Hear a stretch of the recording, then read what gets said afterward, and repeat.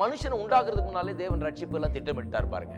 அதான் சொல்லி இருக்குது, உலக தோற்றத்துக்கு முன்னாலேயே அடிக்கப்பட்ட தேவாட்டுக்குட்டியானவர். நீங்க நினைக்க கூடாது மனுஷன் பாவம் செஞ்சவன கர்த்தர் தலையை சொஞ்சிட்டு போய் ஐயோ என்ன அப்படி ஒரு பெரிய பிளண்டர் பண்ணி விட்டோமே, இப்படி மனுஷன் விழுந்து போயிட்டானே, நான் என்ன பண்றது அப்படின்னு சொல்லி பெரிய கவுன்சிலை கூட்டி அப்புறம் ஒரு திட்டம் போட்டு சிலர் பிரசங்கம் பண்றாங்க பாருங்க. அவர் முதல்ல என்ன பண்ணார், அனுப்பிச்சாரு, வந்து பூமியில வந்து ராஜ்யத்தை ஸ்தாபிக்க முடியாது, இயேசு வந்தாராக்கும், வந்து இங்க ஸ்தாபிக்க முடியல, பிடிச்சி சிலுவையில் அரைஞ்சுட்டாங்க. அதனால பிளான் பிக்கு போயிட்டாரு. கர்த்தர் ரொம்ப அனாதி தேவன். அவர் வந்து அவருடைய தீர்மானங்களும் திட்டங்களும் so sure and certain. அது நிச்சயமானதா இருக்கிறது. அவர்கிட்ட குழப்பமே கிடையாது. பிளான் பி, ஏ, பி, சி எல்லாம் கிடையாது அவர்கிட்ட. ஏன்னா ஏ அவ்வளவுதான், அதோட நின்றுடுது.